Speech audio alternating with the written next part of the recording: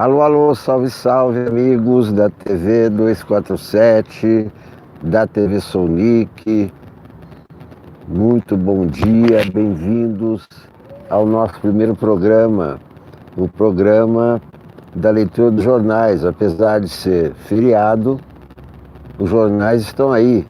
Antigamente é que os jornais não saíam nem às feiras, nem nos feriados. Hoje não, hoje o jornal tem que sair todo dia, porque a internet obriga. Já que a internet não para nem um segundo, os jornais foram obrigados a circular diariamente, independentemente se é feriado, se é domingo, se é segunda-feira, etc, etc, etc. Portanto, já que os jornais estão nas bancas, a TV Sonic, que sou eu, a TV Sonic sou eu, essa é a TV Sonic, que tem um Sonic só, outros nicks vão entrar, mas Sonic é um só. Então, enquanto vocês estão chegando, naturalmente, hoje é um feriado, todos têm o direito de dormir até mais tarde, é aquela preguiça do feriado. Eu queria fazer algumas considerações a respeito de ontem, do comportamento do Sérgio Moro durante aquela audiência de 9 horas, totalmente inócua, uma perda de tempo. Quem assistiu perdeu 10 horas, porque Moro se recusou a responder. Moro não respondeu absolutamente nada. E a impressão que ele me deu é que ele tem medo da verdade. Tinha um programa antigamente chamado Quem Tem Medo da Verdade, apresentado por Clécio Ribeiro, na TV Record. Ele tirava e colocava os óculos. Era uma entrevista com alguma pessoa que estivesse no meio de um furacão, no meio de uma polêmica. Quem tem medo da verdade? Bom, eu acho que o Moro, tenho certeza que o Moro tem medo da verdade. Porque ontem ele se escudou em dois álibis. O álibi dele é: isso é coisa de hacker. Porque ele não sabe. Está prejulgando de novo, como prejulgou Lula, ele está prejulgando. É um hacker, mas cadê o hacker? Tem que apresentar o hacker, se ele tem certeza que é um hacker. O outro álibi dele, eu não sei se eu disse aquilo. Claro que é um álibi. É um álibi de quem tem medo da verdade. E o outro álibi é que aquilo não tem importância alguma. Ora, aquilo está codificado nas leis brasileiras. Só que o Moro está jogando para a opinião pública e a opinião pública desconhece as leis. Para a opinião pública, o juiz orientar o Ministério Público não quer dizer absolutamente nada, só que para a lei isso é crime. E Moro está jogando para a plateia, assim como Bolsonaro. E esse é um sinal de rompimento da democracia. Olá, Magda Gava, olá, Carlos Silva. Tudo bem aí? Como estão todos? É um sinal de esgarçamento da democracia, né? O desconhecimento das leis. Poucas pessoas, uma pequena parcela da população, conhece as leis. Se conhecesse, nenhum senador daqueles que ontem queriam Moro admitiria a possibilidade de uma comunicação entre um juiz e o acusador, num caso, Antônio Carlos Almeida. Mas, como é uma casa política, ali estão políticos, ali estão defensores de um partido, de outro, mesmo senadores desconhecendo ou fingindo desconhecer as leis brasileiras, endossaram a tese de que os meios justificam os fins. Já que Moro se propôs a uma tarefa tão grandiosa, ele pode usar todos os meios para alcançar os seus fins. Mas o que ele alcançou até agora com a Lava Jato, a repressão da Lava Jato, só provocou a destruição da engenharia brasileira, fechamento de centenas de milhares de empregos, e a corrupção continua.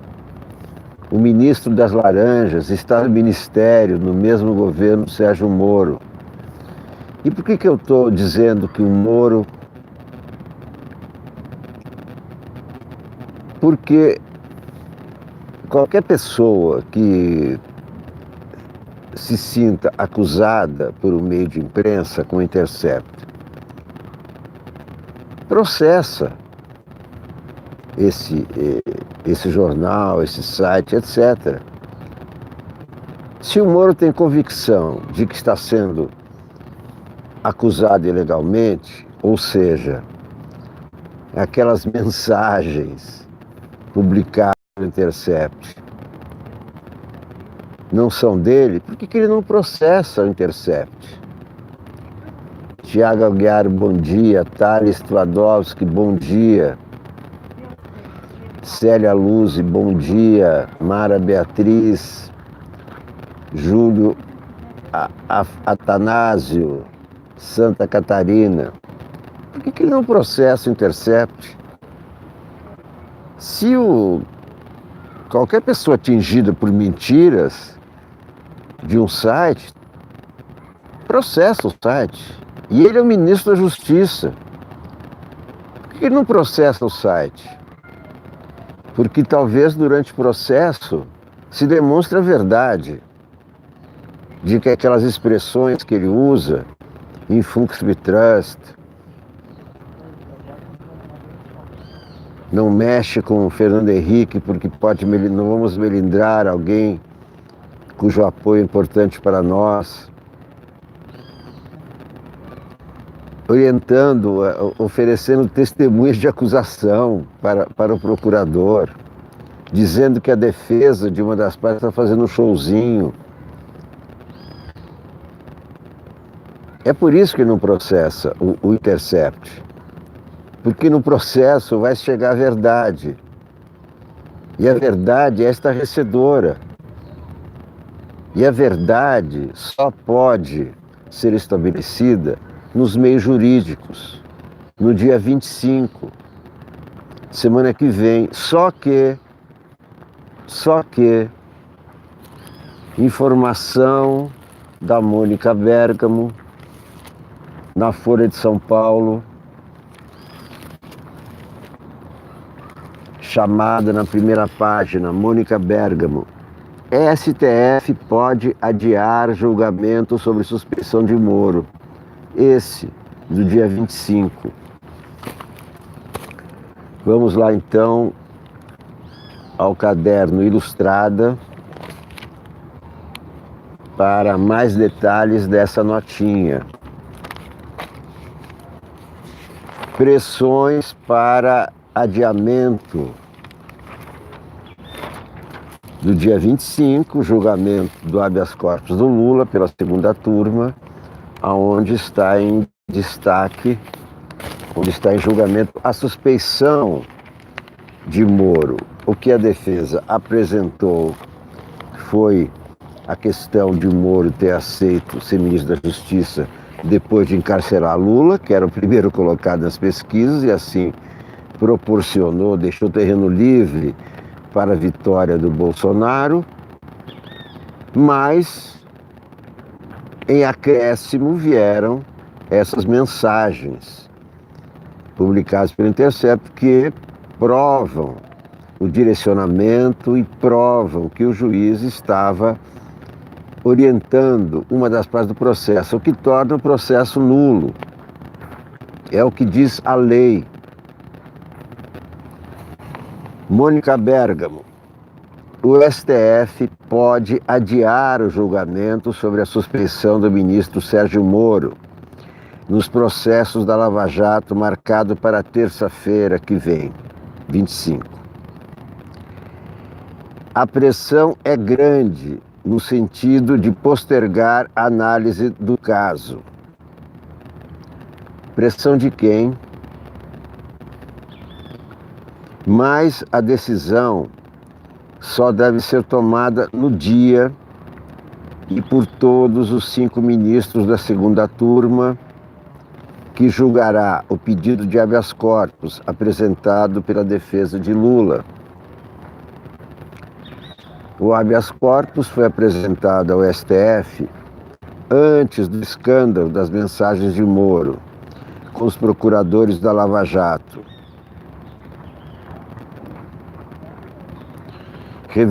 revelado pelo Intercept Brasil. Um dos pilares da argumentação da defesa é o fato de Moro ter conversado com emissários de Jair Bolsonaro para integrar o governo dele, quando ainda era juiz. Bem, então, rumores, pressões, Mônica Bergamo não diz pressões de quem, mas qual é a impressão mais nítida? Que são pressões militares. A explosão do general Augusto Heleno naquele café da manhã com o Bolsonaro, dizendo que Lula merecia prisão perpétua. Aquela explosão não foi apenas um desabafo, aquilo é um decreto presidencial, prisão perpétua para Lula. A pressão militar é muito grande. Este é um governo militar. Vários governos militares foram eleitos. Não importa que Bolsonaro esteja sem farda. Ele está sem farda há 28 anos, mas a farda faz parte da sua pele. Vocês viram o que aconteceu ontem, né? Uma cena ridícula. Ele, João Dória, fazendo flexão num quartel aí, coisa de militar. Mas o que é isso? O presidente encontra o governador e fazem flexão. Está aqui a foto do Globo, da flexão, e deve ter foto interna mostrando não, está aqui, na primeira página da Folha. Olha aqui, flexão, governador encontra presidente, e o outro deve ser Augusto Heleno, né, pelo jeitão, fazendo flexão de braço, como no exército, fazendo exercício militar. Então isso os brasileiros elegeram o governo militar, talvez não soubessem. Não sei se sabiam, se não sabiam, claro que muitos não sabiam. Mas os brasileiros elegeram um governo militar. E um sinal de que a democracia se esvai é esse controle militar sobre o STF. Alguém pode chamar isso de covardia.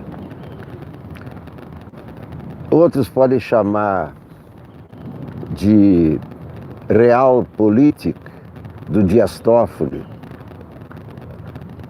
Essa pressão de que a Mônica Bergamo está falando, essa pressão que impede, essa pressão que não quer que o STF julgue o habeas corpus de Lula dia 25, só pode ser pressão de Augusto Heleno, pressão de Hamilton Mourão, pressão do Bolsonaro, aquela frase dele da campanha: Lula vai apodrecer na cadeia. Então, quando o judiciário, representado pelo seu patamar mais alto, que é a Corte Suprema, o STF, não tem independência, e parece que não tem, é o sinal do esgarçamento da democracia. O STF não consegue atuar de forma autônoma, não consegue atuar de forma independente. Está claro que é um tacão em cima do STF. Há um tacão militar em cima do STF. Isso é um grave sinal de que a democracia está em perigo. A liberdade dos brasileiros está em perigo. Isso que nós vimos ontem no Senado, tantos senadores aceitando a tese de que um juiz pode orientar a acusação. Esse espetáculo vergonhoso, essa afronta à democracia, porque todos os senadores juram seguir as leis do país, juram cumprir a Constituição. Está claro no Código Penal que juiz não pode interferir num processo, e se interferir, ele é suspeito e o processo é anulado. Nenhum senador poderia fugir a essa concepção. No entanto, por razões políticas, por obedecerem a uma orientação de um governo militar, pela primeira vez o governo militar está nas mãos de um capitão.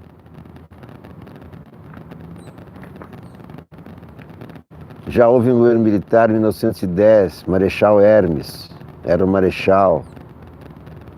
No governo militar eleito, Marechal Hermes da Fonseca, sobrinho de Deodoro da Fonseca foi eleito. Depois foi eleito Dutra, em 46, General Dutra. Também foi eleito. Dessa vez foi eleito um capitão. E um capitão praticamente expulso do exército. E a essa pessoa, fantasiada de civil, mas que é um militar, foi entregue o nosso país.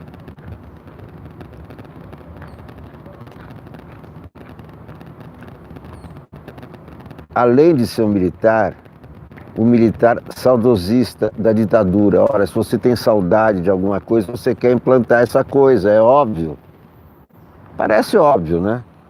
Se você tem saudade de uma pessoa, você quer que a pessoa esteja com você, ou que você esteja com a pessoa. Quem tem saudades da ditadura, quer trazer a ditadura de volta. E é isso que ele está fazendo, é isso que ele está tentando. E eu me pergunto como é que as pessoas não perceberam, diante de tudo que ele falava, não perceberam que era isso que ele queria fazer. Queria trazer a ditadura de volta, é o que ele está fazendo. Ele está calando o STF. A Câmara ainda resiste, o Senado ainda resiste.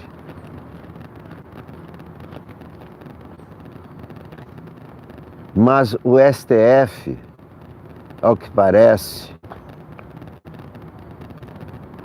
não vai resistir. Porque os canhões estão apontados contra o STF. Esse general General Ramos, o novo general que está no gabinete ao lado do presidente, veio reforçar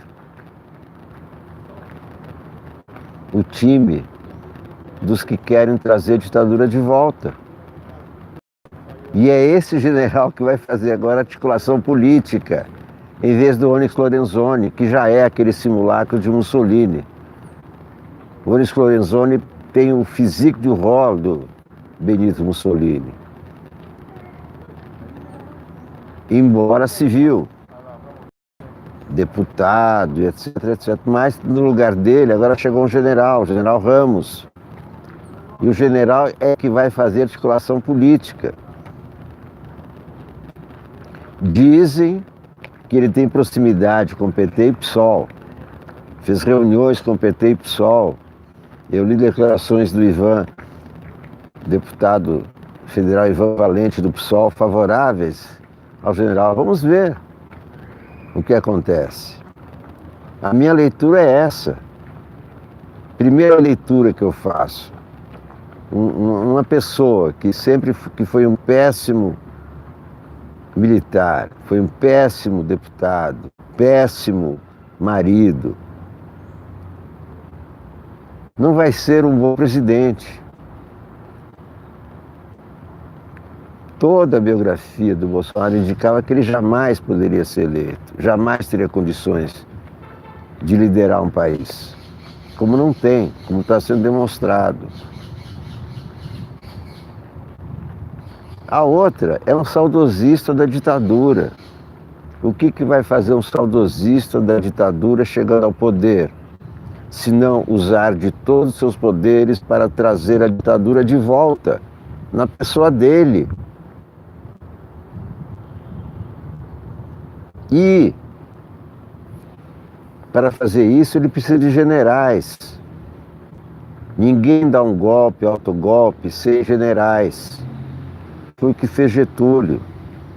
O Getúlio não poderia ter dado o golpe de 30 sem os generais. Não poderia ter dado o golpe de 37 sem os generais. Por isso que Bolsonaro se cerca de generais e troca os generais à torta e à direita, porque ele é o presidente. E aí está na Constituição. O presidente manda, acima de tudo e de todos, na troca de ministros, não em tudo, evidentemente, senão vira um ditador. Mas ele troca generais à torta e à direita.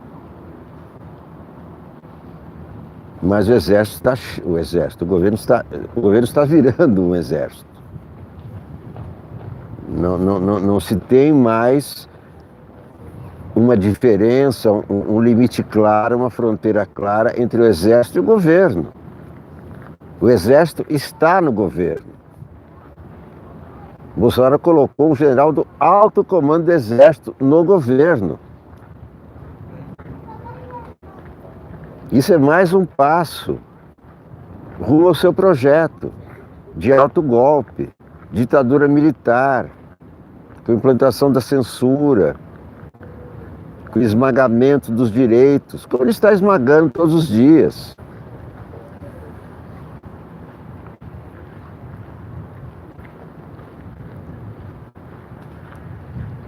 E o ministro da Justiça, que deveria ser aquele que obedece às leis, aquele que impõe o governo da lei, é isso que nós vimos ontem. É uma farsa. O ministro é uma farsa. A justiça, no comando dele, é a mesma justiça que ele estabeleceu nos processos da Lava Jato. É uma justiça que viola a Constituição. Uma justiça que ofende a Constituição. Então, se nós temos no Ministério da Justiça alguém que ofende a Constituição, alguém que passa 10 horas usando álibis, alguém que tem medo da verdade, alguém que tem medo da justiça, e o STF sufocado pelo tacão militar, pouco espaço resta para a democracia. Parece que o espaço ainda não totalmente ocupado pelo projeto autoritário do Bolsonaro é a Câmara, comandada por Rodrigo Maia. Mas até quando a Câmara vai aguentar as pressões? O STF já jogou a toalha. Já há sinais claros de que o julgamento do dia 25 não haverá mais. O Globo, manchete do Globo: Moro, se houver irregularidade eu saio, mas não houve. Então ele já se julgou, tá certo? Mais uma vez, ele mesmo se julga, né? Ele é o alvo do questionamento e ele se julga, e ele se absolve. E aqui a sequência ridícula da sessão de flexionamento. Desafiados pelo presidente, o ministro Augusto Heleno e o governador João Dória fazem flexões de braço antes de cerimônia em São Paulo, para assinatura de convênio entre a Caixa e o Comitê Paralímpico Brasileiro. Olha aqui. É isso. Presidente e governador fazendo flexão de braço.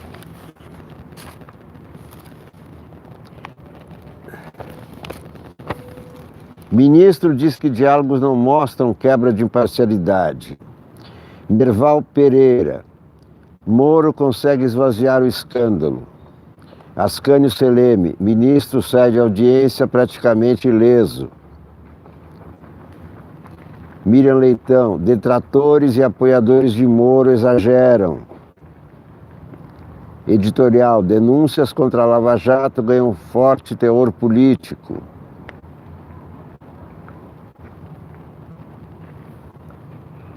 Rubens Evaldo Filho, crítico de cinema, 74 anos. O Rubens Evaldo Filho, devo muito ao Rubens Evaldo. Ele foi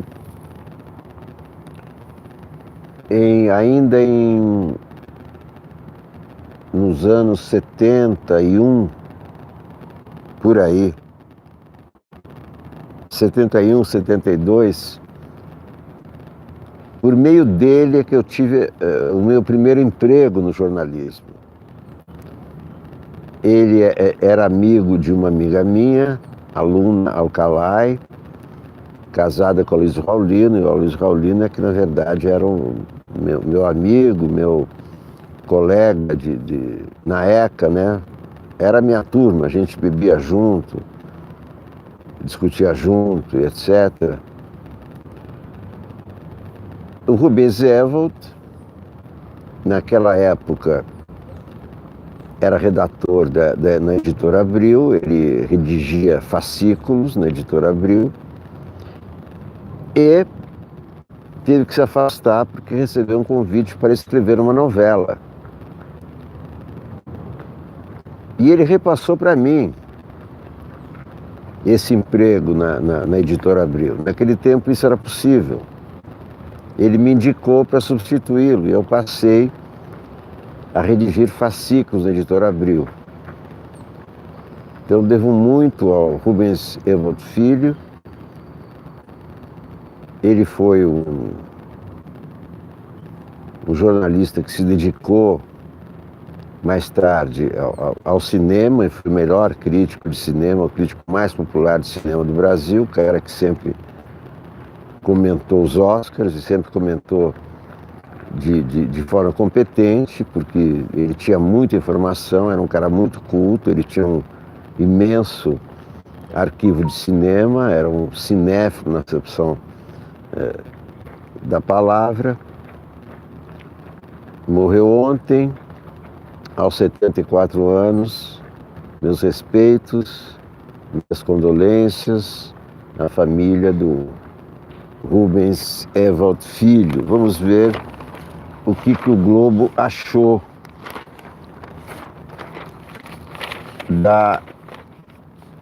do monólogo do Moro. O Moro fez um monólogo ali, não respondeu nada. Olha aqui, opinião do Globo. Moro responde questões objetivas e discurso da oposição começa a ficar repetitivo.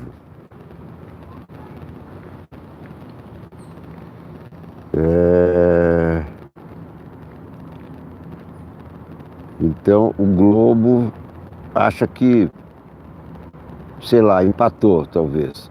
O ministro alega ter usado pouco o aplicativo russo Telegram, invadido pelos hackers, deixou de utilizar em 2017. Decisão que tomou o Partido Noticiário. Bom, para o Globo parece que empatou. Olá, Suzana Mota, muito bom dia, muito obrigado. Obrigado, 10 euros, muito obrigado a você, Suzana. Muito bom dia. Como vocês viram, esse é o Superchat que funciona. São aquelas contribuições voluntárias que vocês podem fazer para ajudar a TV Sonic, né? A TV Sonic é uma TV muito pequena, a TV Sonic sou eu, e eu sou remunerado de acordo com as visualizações, e não sei qual é o cálculo que é feito, pelo YouTube, né? E também pelo Superchat, pelo projeto Catarse. Em breve vou apresentar um projeto no Catarse que é um livro. Eu até, já que estamos falando nisso, queria perguntar para vocês. Eu escrevi uma peça de teatro em forma jornalística, porque ela foi escrita com base em jornais, em noticiários de jornais, sobre os últimos dias de Napoleão Bonaparte.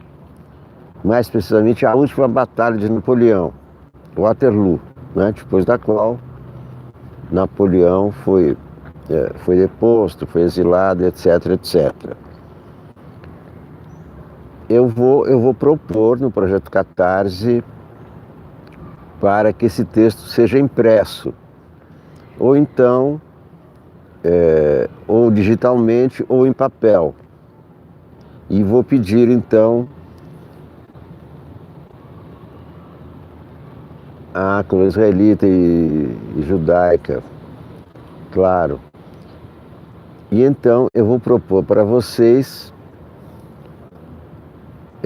impresso, claro, eu vou organizar um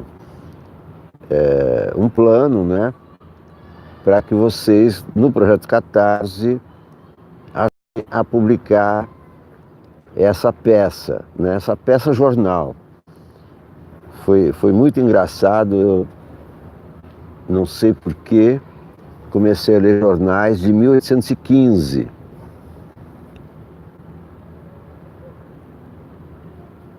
E encontrei várias passagens sobre a Batalha de Waterloo. Porque naquela época só havia jornais, né? Então os jornais detalhavam tudo. Então ali encontrei nos jornais toda a Batalha de Waterloo detalhada, descrita pelo general, as cartas de um general para outro, os discursos dos generais, né? Discurso de Napoleão, estava nos jornais da época. E aí eu trabalhei em cima desse material e compus uma peça de teatro em 4 atos, chamada A Última Batalha de Napoleão, narrada de forma jornalística, porque toda baseada na imprensa. Eu vou propor então um projeto Catarse para a impressão desse livro, com a colaboração de vocês. E alguém me pediu aí para falar sobre a cultura judaica, né? Em casa, a cultura judaica que eu tive, além das festas que meus pais sempre comemoraram, foi a língua Yiddish. Eu aprendi o Yiddish em casa. O Yiddish era um dialeto judaico da Europa Central, que mescla inglês e alemão. Meus pais, chegando ao Brasil, não queriam falar em russo, ainda não sabiam falar português, se comunicavam em Yiddish. E eu aprendi Yiddish ouvindo Yiddish em casa. E aprendi algumas canções Yiddish, por exemplo, Wie nennt man a Bessa le Mazel? wie nennt man ein bisschen Glück? Das Rädel soll schon drehen und bringen mein Masel zurück. Die Welt ist beschaffen geworden, für alle Menschen gleich. Wie nennt man ein bisschen, só sonho ein bisschen, wie nennt man ein bisschen Glück? A tradução. Wie nennt man ein bisschen Masel? Onde encontramos pouco de sorte? Wie nennt man ein bisschen Glück? Onde encontramos pouco de felicidade? Des Rädel soll schon drehen, essa roda, que gire essa roda e traga minha sorte de volta. Die Welt ist beschaffen geworden, o mundo foi feito, für alle Menschen gleich, para todos igualmente. O mundo foi feito para todos igualmente. Wie nennt man ein bisschen, aonde eu descubro pouco, aonde eu consigo, aliás, melhor, aonde eu consigo pouco, wie nennt man ein bisschen, wie nennt man ein bisschen Glück, aonde eu consigo pouco de felicidade. Wie nennt man ein bisschen Masel, wie nennt man ein bisschen Glück, das Rädel soll schon drehen und bringen mein Masel zurück. Die Welt ist beschaffen geworden, für alle Menschen gleich. Wie nennt man ein bisschen, soll schon ein bisschen, wie nennt man ein bisschen. Gilson, e aí? E o barrigão?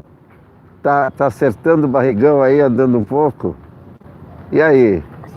Gilson, mais, né? Estou aqui ao vivo, isso é uma televisão, viu? Prazer. Vocês não estão vendo meu grande amigo Gilson, pai do amigo do meu filho. Cadê a turma?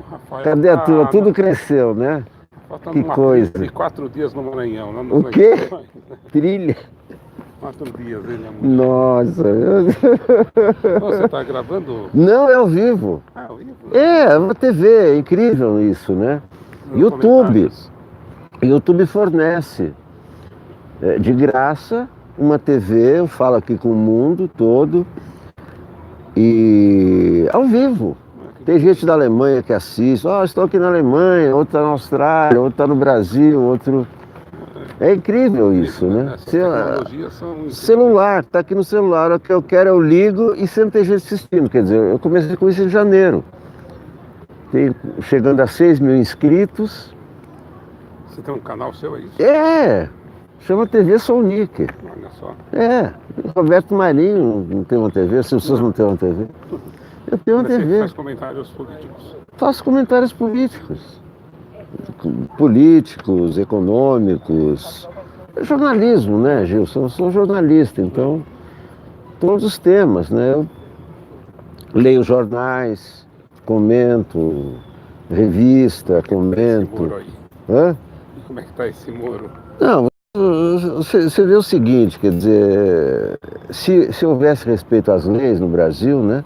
Está escrito no código. O juiz que orienta um dos lados está fora. Eu outro dia um comentário, acho que no rádio, uma coisa com um juiz de futebol, avisa pro atacante, que é uma área pênalti, eu marco pênalti. É isso? É exatamente isso que ele fez. Mas como no Brasil não há respeito às leis, as pessoas não conhecem as leis, nem os senadores, né? Ontem, você viu? Quer dizer, senador achando que aquilo não é nada. Não, tá tudo certo. Né? Isso, quer dizer, num país que respeita as leis, olha, meu amigo, o senhor é juiz, mas isso aí não vale, né? O senhor está fora. Estamos no fascismo.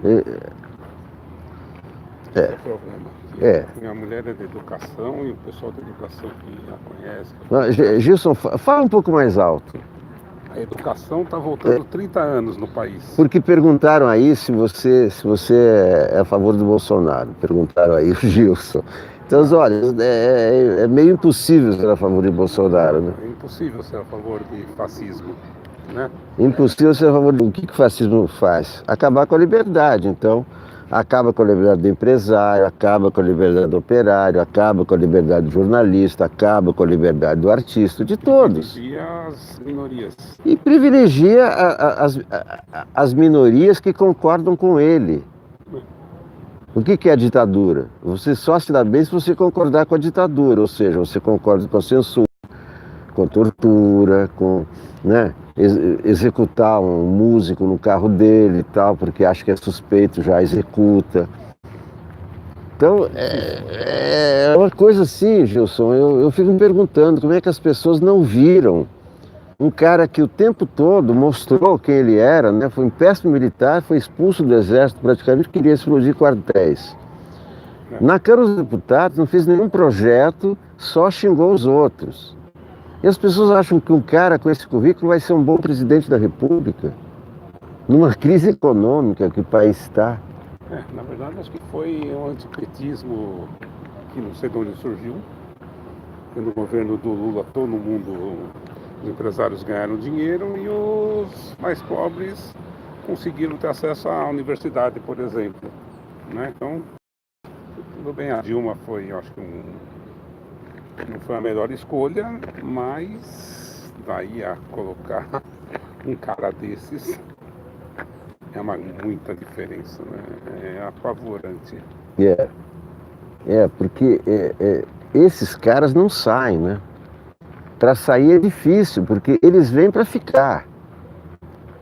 No começo era, não, eleição não. Agora você vai ver que é reeleição. E eles vêm para ficar há muito tempo. E é um governo militar, né, Gilson? Não tem dúvida. O governo que foi eleito é um governo militar. O cara está de terno, mas a pele dele é de militar. Esse presidente do BNDES é amigo do filho do Bolsonaro, né? Você viu qual é o currículo dele, né? É um processo por invasão de condomínio, alguma coisa assim. Não, ele, de madrugada, numa festa de aniversário, quebrou o portão do condomínio dele, porque queria dar festa dentro do condomínio dele, quando estava todo mundo dormindo, às 3 da manhã, quebrou os portões, foi processado, pagou, sei lá, 15 mil reais pelo... Mas olha, esse é o BNDES. Quer dizer, é uma coisa assim, quer dizer, anômala, né? Nunca se viu. E a educação vai voltar 30 anos, esse pessoal fala, atrás. Para recuperar vai ser muito difícil. E os professores universitários que já estão com o passaporte pronto. Né? Que não tem, vão ser afastados, né? Não, afastados e começa a queima de livros, não é assim que começa a coisa? Vai perseguindo um, mata o outro, pá, né? Como é que é aquele filme do Bergman? O Ovo da Serpente. Exatamente. É isso aí. Um abraço. Gilson, Sucesso aí pra você tá onde com a tua loja? Lá No Brás. Você tá no Brás, né? No Brás. Madeira? Tá com madeira. Bom, tá cheio de cara de pau aí, né? Então madeira tá... Não, a minha é só reflorestada. Só reflorestada.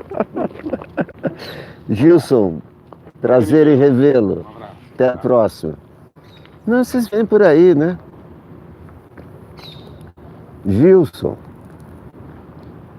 empresário, trabalha com madeira, no Brás.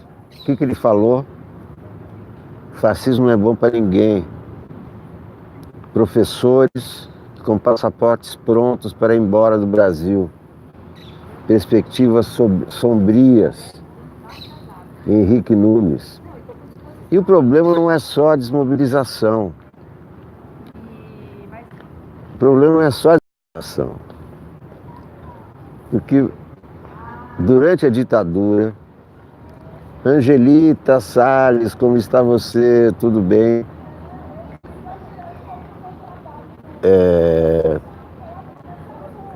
O que acontecia? Eu ia falar alguma coisa a respeito da ditadura, né? Para fazer um paralelo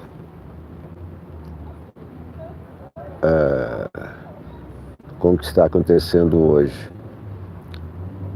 O que a ditadura fez? Acabou com a educação, atrasou, está aqui o Gilson dizendo, a mulher dele é da área de educação, que a educação de novo vai ter um retrocesso, como teve nos anos 60, que o Brasil precisa de educação. Acabou atingiu a cultura,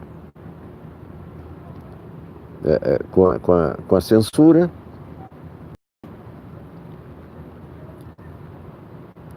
arroxo salarial,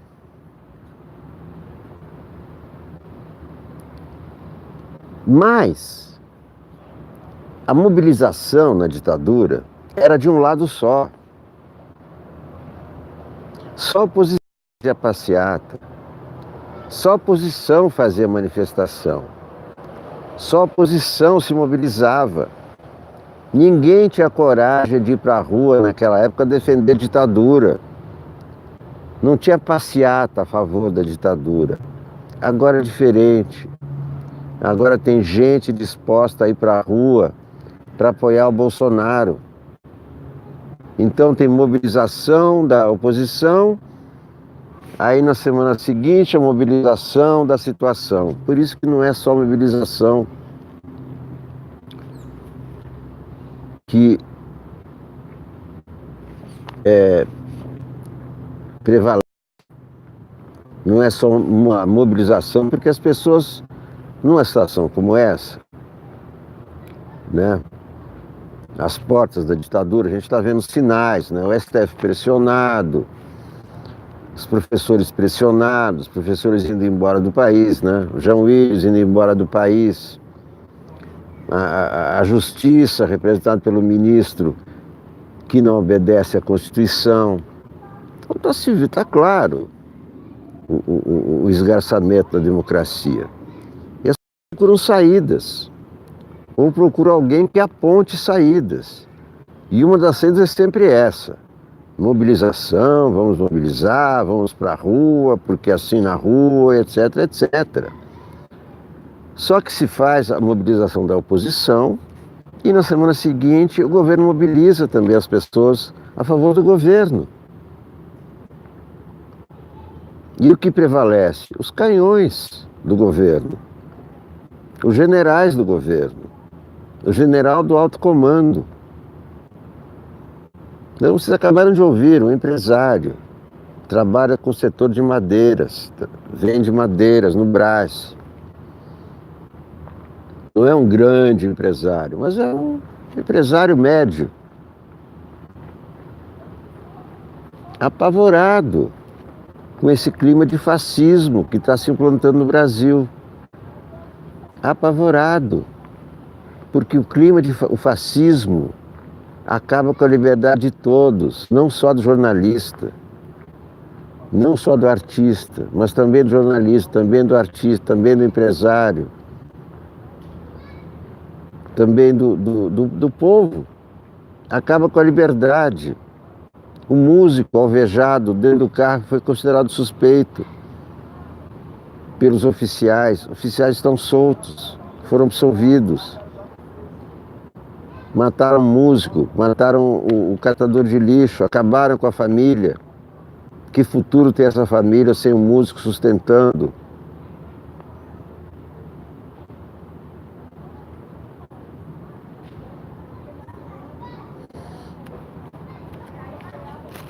Deixa eu ver o que o Globo achou do Moro de ontem. Merval Pereira. O debate sobre os diálogos entre então o juiz Sérgio Moro e o chefe dos procuradores de Curitiba, Deltan Dallagnol, continua onde sempre esteve desde o início, no campo político. Assim como existem juristas que acreditam que houve exacerbação do papel do juiz, ferindo a imparcialidade, outros consideram normais os contatos e os comentários. Sendo assim, a discussão se limita a aspectos subjetivos da nossa ordem jurídica processual e das poucas sugestões práticas que surgiram no debate de ontem no Senado, foi a do senador Cid Gomes, que propôs mudar a legislação para instituir a figura do juiz de garantias, ou juiz de instrução. Separação entre o juiz que pratica determinados atos decisórios durante a fase investigatória e o juiz que atua na fase da ação penal. Ou seja, juiz que atua no inquérito não pode ser o mesmo do processo. As limitações dessas duas figuras novas no nosso processo penal seriam definidas pelo Congresso. Mas isso aí é para o futuro. O problema é o que fazer com essas denúncias. O que vai acontecer com o processo do Lula, submetido a um julgamento injusto, a um julgamento orientado pelo juiz. É isso que queremos saber, que o país quer saber. Não sobre o futuro, como vai ser depois, vamos mudar o judiciário e etc, etc. Ascânio Seleme escreve: Moro ganhou um palanque. Sérgio Moro saiu praticamente ileso da audiência de ontem. Apesar de ter sido colocado nas cordas com socos e murros de alguns senadores da oposição, foi socorrido com afagos e tapetas nas costas por outros que apoiam o governo ou apenas se opõem ao PT. O que se viu foi um embate político e nele o ministro saiu ganhando. Mesmo que restem dúvidas sobre a correção das mensagens que trocou com Dallagnol, Moro saiu do Senado politicamente protegido. República em transe, escreve Chico Alencar, ex-deputado. No Globo, escreve no Globo. O Brasil de hoje é um espanto. Caso de análise e psicanálise. Nossa República sempre foi portadora de sua própria negação, tanto no setor público quanto no privado. Mas agora chegamos a uma situação limite, com os ataques até ao que foi costurado pelo alto, pós-regime militar. Distopia. O governo de extrema-direita, autoritário e obscurantista, desconhece os modos elementares de administrar. Originário de uma colisão improvisada, amalgamada em torno de rejeições, não tem equipe articulada e projeto afirmativo de nação. É liderado por um lobo solitário, defensor da ditadura e da tortura, supostamente antissistema, que, ao longo de 3 décadas, frequentou 9 partidos. De efetivo, só construiu uma filocracia patrimonialista. O governo se sustenta pelo seu vértice personalista, Bolsonaro e os 57 milhões de votos por ele recebidos, que se esgarçam lentamente. O presidente tosco e seu mix retrógrado de guerra anticomunista e ultraprivatismo se mostram a cada dia como um erro do sistema, um ponto fora da curva. Há crescente desconforto no andar de cima. A crise vai além do executivo.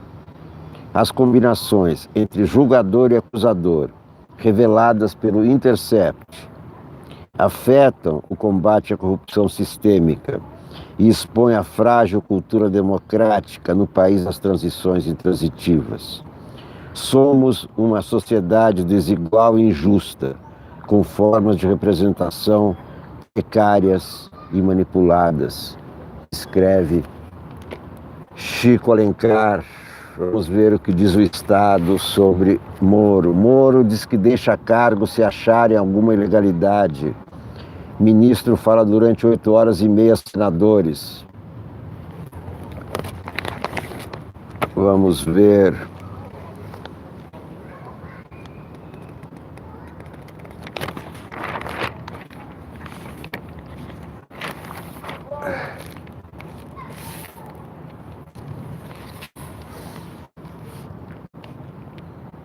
Guedes, tem um artigo sobre o Guedes, outro artigo sobre a TV Cultura,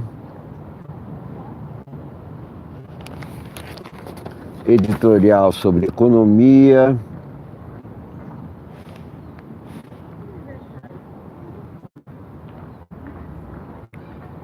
um outro editorial sobre a derrota do governo no projeto das armas no Senado, nenhum editorial sobre o Moro.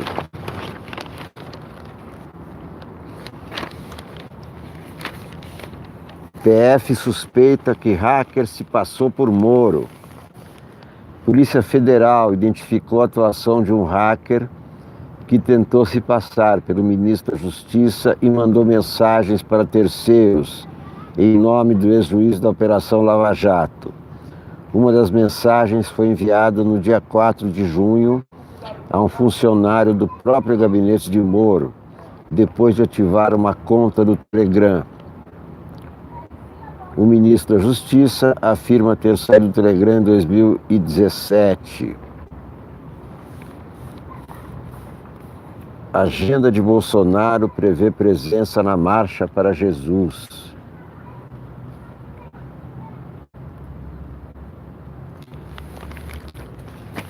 Moro depõe por 8 horas e diz não ter apego ao cargo.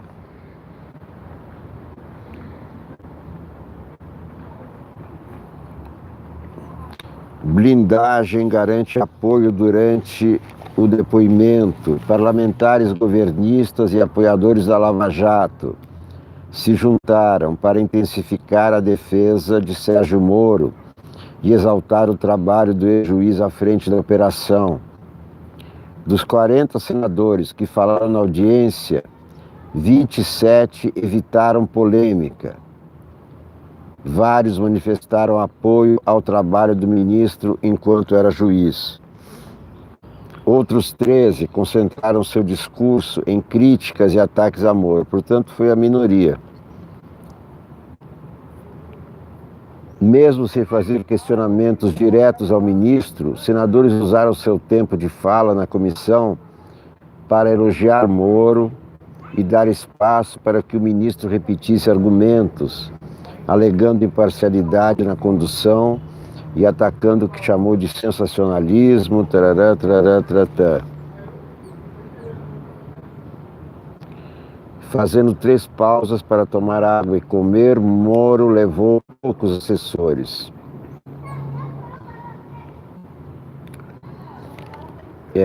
A pergunta que ficou no ar foi a do senador Ângelo Coronel, do PSD da Bahia. O senhor autorizaria o Telegram a revelar as suas mensagens? Moro não respondeu, só enrolou, disse que as mensagens não estão mais, que as mensagens estão nas nuvens, e não disse nem sim nem não. Ou seja, recusou a prova da verdade. Que o álibi que ele sustenta é a dúvida a respeito da veracidade das mensagens. Se esse álibi é quebrado, a sua defesa fica muito mais vulnerável.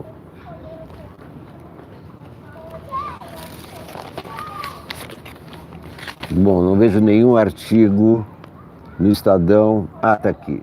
Marco Antônio Carvalho Teixeira. O depoimento do ministro Sérgio Moro no Senado representou sua primeira prova de fogo enquanto político. Ele ainda não havia passado por uma sabatina. Tarará. Moro conseguiu diminuir a hostilidade do ambiente que aguardava graças à estratégia que adotou. Tentou normalizar o tom das conversas vazadas com Deltan Dallagnol. Respondeu a perguntas sem esclarecer respostas. Desqualificou conteúdos revelados sem negá-los na sua totalidade. Conseguiu, assim, sair da audiência da forma que entrou. Não ampliou seu desgaste público, como esperado pela oposição, mas também não caiu nas graças dos senadores. Ao considerar os vazamentos uma ameaça à Lava Jato, Moro falou diretamente para um eleitorado que está mais preocupado com o resultado da operação do que com os procedimentos que estão sendo questionados. Ou seja, jogou para a plateia, o que o coloca em sintonia com o propósito do governo de transformar pleitos controversos em plebiscito público. Moro definitivamente é um político e seu futuro, provavelmente sem o STF, será a disputa eleitoral. Folha de São Paulo. Moro minimiza a crise e admite sair em caso de irregularidade. Bruno Bogacian. Juiz jogou na retranca e ganhou no drible. Opinião de Bruno Bogacian, na Folha de São Paulo.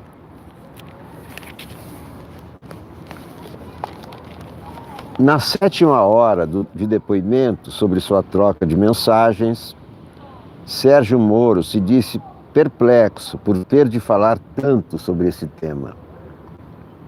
O ministro insistiu em questionar a veracidade dos diálogos e se desviou das suspeitas de que sua atuação na Lava Jato foi parcial.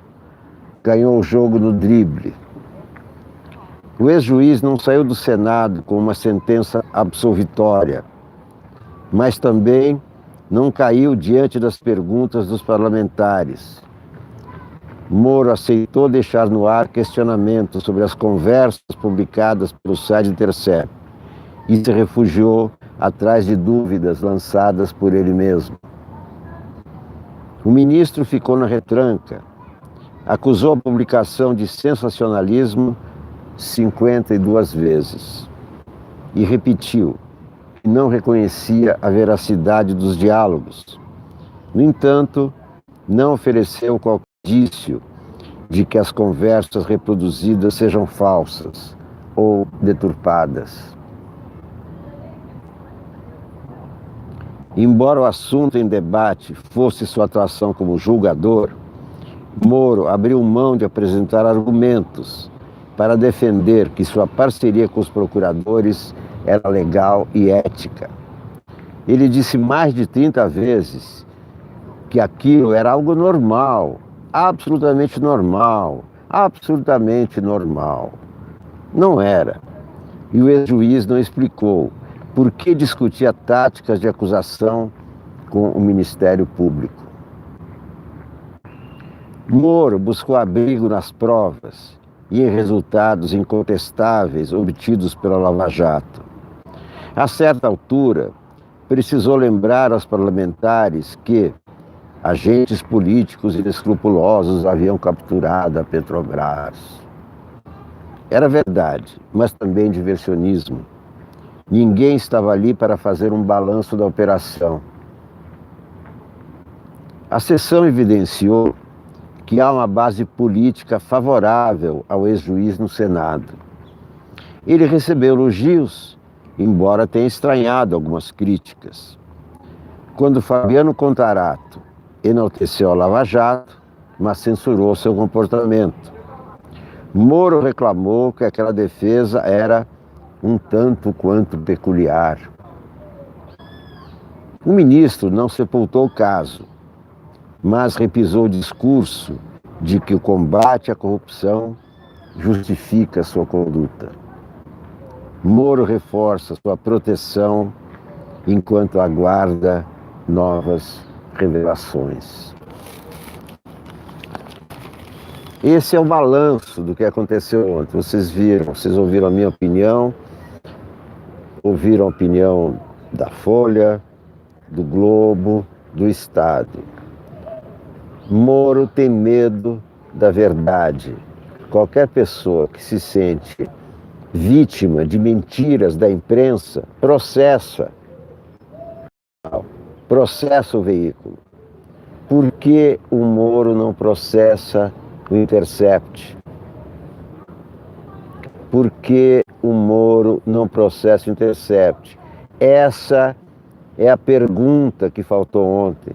Por que o senhor não processa o Intercept? Já que alega que eles estão mentindo. já coloca em dúvida as reportagens do Intercept. Por que o senhor não processa? Talvez porque no processo ele será confrontado com a verdade de que essas mensagens são verdadeiras, são autênticas, porque não há escritor, não há ficcionista para inventar aqueles diálogos. Ninguém conseguiria inventar aqueles diálogos com as datas certas. Por que Moro não processa o Intercept? Essa é a pergunta que eu deixo no ar para vocês. Muito obrigado a todos por assistirem. Muito obrigado pelo superchat. Por favor, quem ainda não se inscreveu, se inscreva no canal. Estamos chegando aos 6.000 inscritos. Novas ideias para sempre atualizarmos o que está acontecendo no Brasil e projetarmos o que poderá acontecer. Muito obrigado a todos e até a próxima.